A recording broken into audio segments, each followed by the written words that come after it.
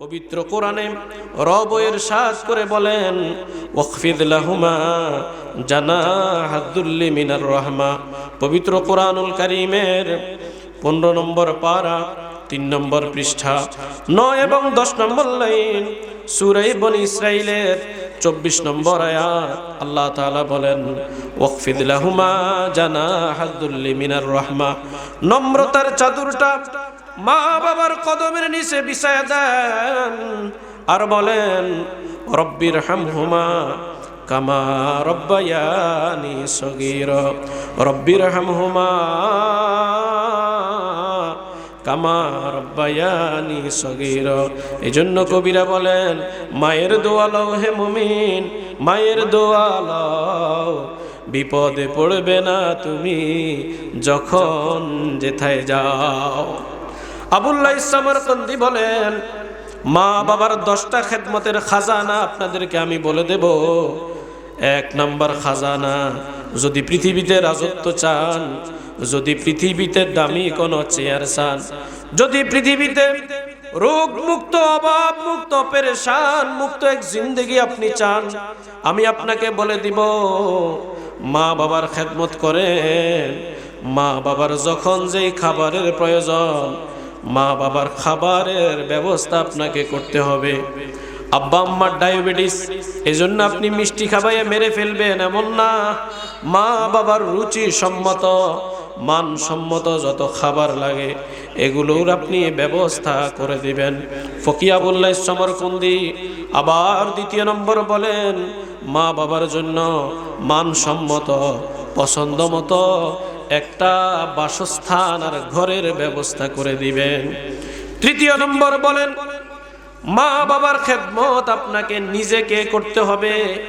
আমার মা বাবার খেদমত আমাকে নিজেকেই করা লাগবে, কারণ আব্বা আম্মা এত মায়া করে লালন পালন করেছে।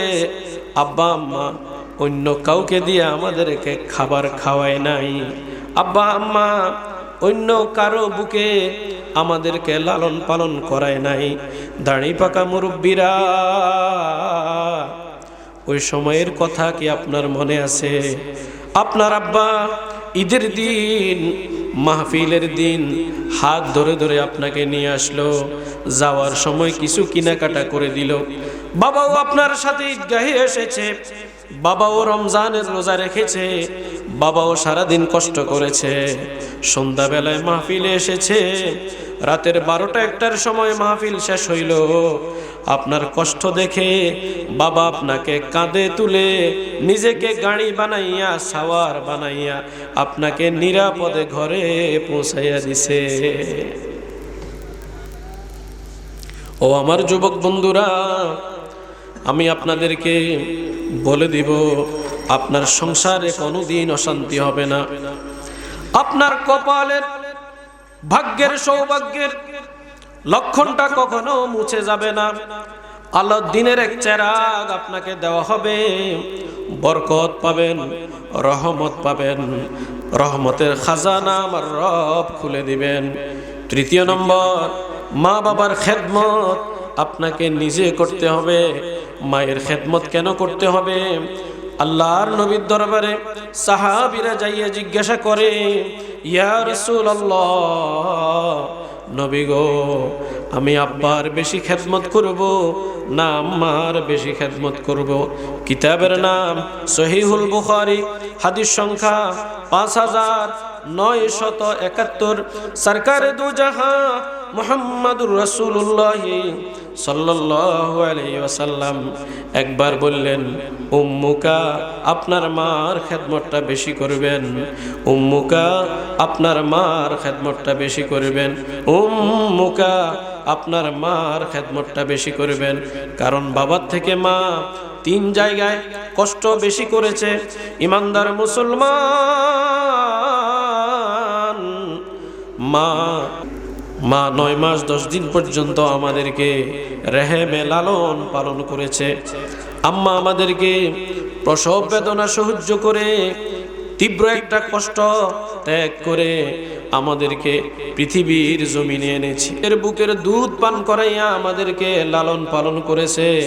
তিন জায়গায় মা কষ্ট করেছে, আল্লাহর নবী তিনবারে 3 ধাপে 3 স্তর বাড়াইয়া মাকে সম্মানিত করে দিয়েছে।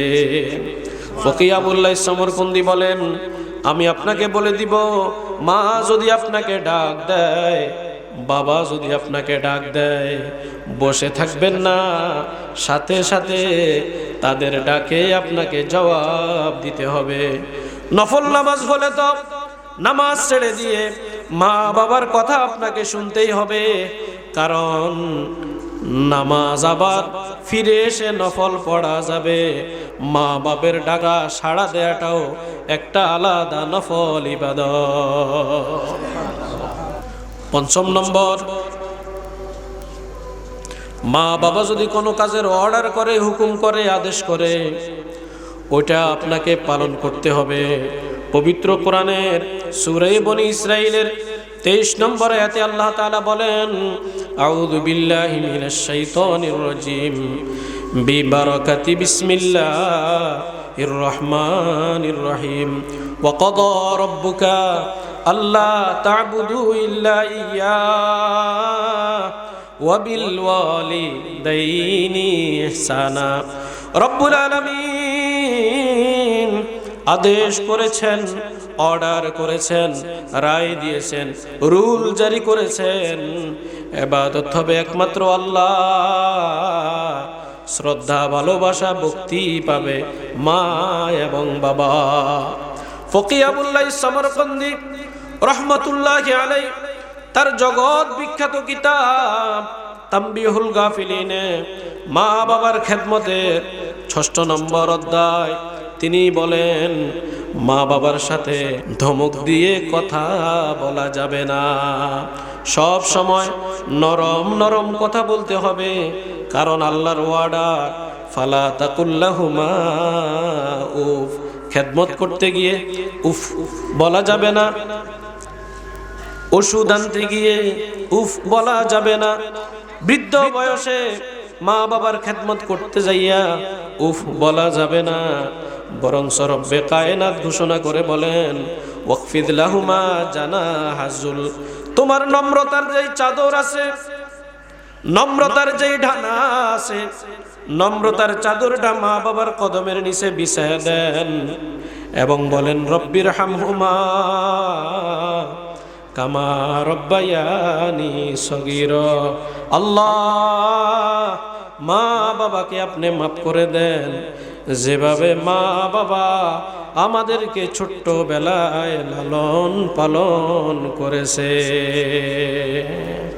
আল্লাহর ওলিরা যখন কবরবাসীদের জন্য দোয়া করে, আল্লাহ তাআলা কবর আযাব মাফ করে দেয়। সুবহানাল্লাহ।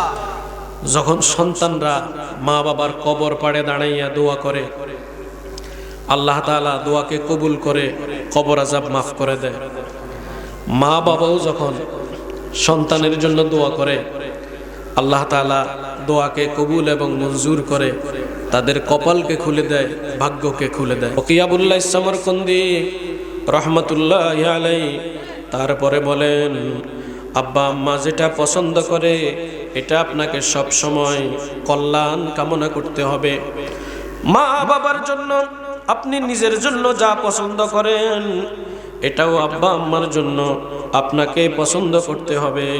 ফকি আবুল্লাহ সমরকন্দি রহমতুল্লাহি আলাইহি বলেন, বাবা মার নাম ধরে কখনো ডাকা যাবে না। রহমতুল্লিল আলামিন বলেন, আল জান্নাতু তাহতা আকদামিল উম্মাহাত, মা বাবার কদমের নিচে আল্লাহর জান্নাতটা আল্লাহ উপহার রেখে দিয়েছেন। ফকি আবুল্লাহ সমরকন্দি আবার বলেন, মা বাবার সামনে আগে আগে বেয়াদবি করে হাঁটা যাবে না। এটার একটা অর্থ, মা বাবা যেখানে যেতে বারণ করে সেখানে যাওয়া যাবে না। যেই দিকে গুনাহ, যেই দিকে সওয়াব নাই, যেই দিকে দিন নাই, যেই দিকে আমার নবীর অনুসরণ নাই, ওই দিকে যাওয়া যাবে না। মোট কথা, আব্বা আম্মার থেকে বেড়ে আগে যাওয়া যাবে না। মা বাবার পিছনে পিছনে হাঁটেন, একটা সময় এমন হবে বাবা দোয়া দিয়ে দিলে জগতের সমস্ত বাদশাহী আপনার কদমের নিচে চলে আসবে। 10 নম্বরে আমি খুব ছোট্ট করে সংক্ষেপ করে বলতেছি, ফকি আবুল্লাহ সমরকন্দি বলেন, যখন হাত উঠাইবেন নিজের জন্য যতবার দোয়া করবেন, মা বাবার জন্য ততবার দোয়া করবেন। যদি স্ত্রী সন্তানের জন্য দোয়া করতে চান, আল্লাহর কাছে দোয়া করে বলবেন, রব্বানা হাবলানা মিন আজওয়াজিনা ওয়া যুররিয়াতিনা কুররাতা আয়ুন ওয়াজআলনা লিল মুত্তাকিনা ইমামা। আর যদি সন্তান হন, আল্লাহর কাছে দোয়া করবেন, রব্বানা গফিরলি ওয়া লিওয়ালিদাইয়া ওয়া লিল মুমিনিনা ইয়াউমা ইয়াকুমুল হিসাব।